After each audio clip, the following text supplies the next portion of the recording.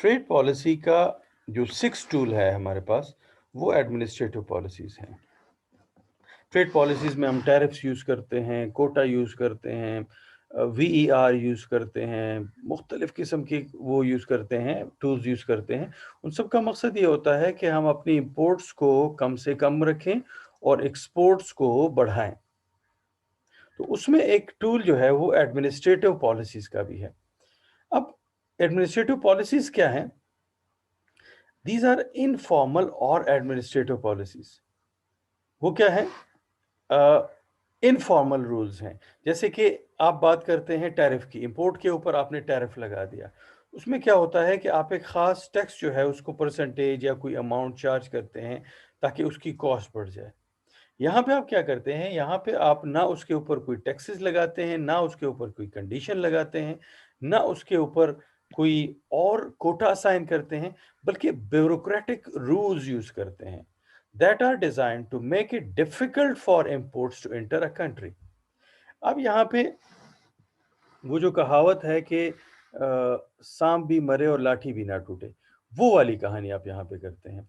कैसे करते हैं? मुख्तलिफ ऐसे ब्यूरोक्रेटिक रूल्स यूज़ करते हैं कि जिसके ज़रिए से वो जो आपका इम्पोर्टर है, वो डिस्करेज हो जाए। उसको डिस्करेज करने के लिए इसकी सबसे बड़ी एग्ज़ाम्पल जो है वो हम रेड टेपिज़्म की ले सकते हैं। Red tape. अब रेड टेप क्या है?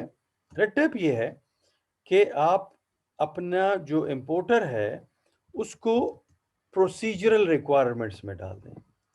लॉन्ग प्रोसीजरल रिक्वायरमेंट्स में डाल दें। लॉन्ग प्रोसीजरल रिक्वायरमेंट्स ये हैं कि फ़र्ज़ कर लें अगर आपने हमारी कंट्री में कोई चीज़ इम्पोर्ट करनी है या वहाँ से एक्सपोर्ट होगी, अगर हमारी कंट्री में कोई चीज़ सेल करनी है, तो आपके सामने ये डॉक्यूमेंटेशन है। आपने एसईसीपी में अपनी कंपनी को रजिस्टर करवाना है, फिर आपको फलां जगह पे रजिस्टर करवाना है, वहाँ पे रजिस्टर करवाना है। अब वो जब वो इन रजिस्ट्रेशन में जाएगा, उन डॉक्यूमेंटेशंस में जाएगा, तो उसका एक ख़ास टाइम होता है हर एक चीज़ में एंटर होने के लिए, वो टाइम आप गुज़ार लेते हैं। अब एक रेड टेपिज़्म जो है, इसमें आपने ना कोई टैक्स लगाया, कुछ भी नहीं है। आपने कहा ये तो हमारी रिक्वायरमेंट है, ये डॉक्यूमेंटेशन आपने करनी है, हर हालत में करनी है। अब उस डॉक्यूमेंटेशन में क्या है कि आपने म्युनिसिपल कमेटी में भी दरख्वास्त देनी है और वो दरख्वास्त जो है उसके साथ 50 रुपए की फ़ीस देनी है और वो जो है वो 3 महीने में प्रोसेस होता है। फिर जाके आपने सीडीए से भी एनओसी लेनी है। सीडीए में आपने एप्लीकेशन दे दी, सीडीए वालों ने वो कहीं पे एक ड्रॉअर में रख दी और वो ड्रॉअर जो है, वो जब आप जाते हैं वहाँ पे पूछते हैं, वो कहते हैं कल हो जाएगा, परसों हो जाएगा, महीने बाद हो जाएगा और उसमें काफ़ी सारा अरसा गुज़र जाता है। फिर आपको कहते हैं कि चैम्बर ऑफ कॉमर्स में रजिस्ट्रेशन करवाएँ। मतलब ये जानबूझ के ऐसा कर रहे हैं। ये ब्यूरोक्रेटिक रूल्स हैं आपको डिस्करेज करने के लिए कि आप वहाँ पे ना आएँ।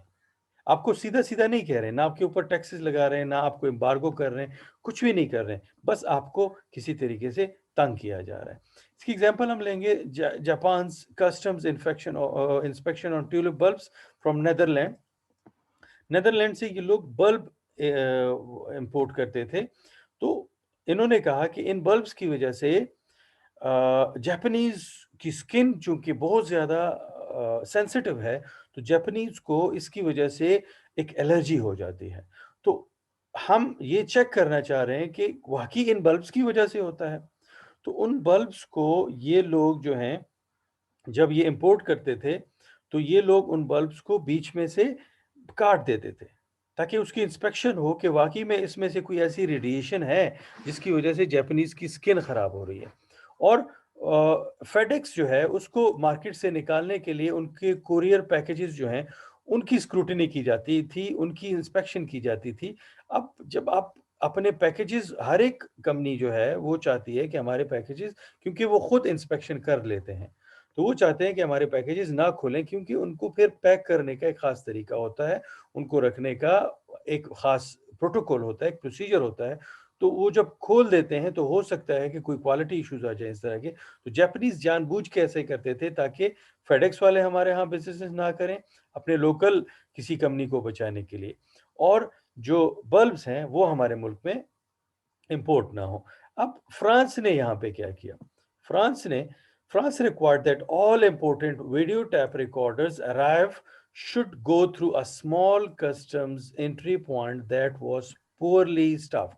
अब क्या हो रहा है, ये एक ज़माने में वीडियो टेप रिकॉर्डर जो होते थे, उनको एक ख़ास कस्टम एंट्री पॉइंट से गुज़ारा जाता था और उस एंट्री पॉइंट में जानबूझ के उन्होंने 1 या 2 बंदे बिठाए हुए थे, ताकि वहाँ पे इनका टाइम ज़ाया हो। पुअरली स्टाफ्ड, टाइम ज़ाया हो और वो हमारे लोकल प्रोड्यूसर के साथ फिर कम्पीट ना कर सके, टाइमली वो डिलीवरी ना आ सके। ये किन वीडियो टेप रिकॉर्डर्स के ऊपर था? जापानीज़ वीसीआर्स के ऊपर था, ताकि उनको हम फ्रेंच मार्केट से निकाल दें।